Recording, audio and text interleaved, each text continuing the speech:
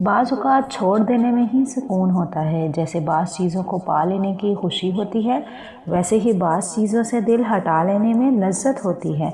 हर चीज़ के पीछे अंधाधुंध भागना ज़रूरी नहीं है। जब कोई बंद दरवाज़ा और बेहद कोशिश और लंबे वक्त के बाद भी ना खुले, तो इस दरवाज़े के सामने बैठे रहने के बजाय उस दरवाज़े की सिमत मुड़ जाना बेहतर होता है जो अल्लाह ने पहले ही आपके लिए खोल रखा होता है।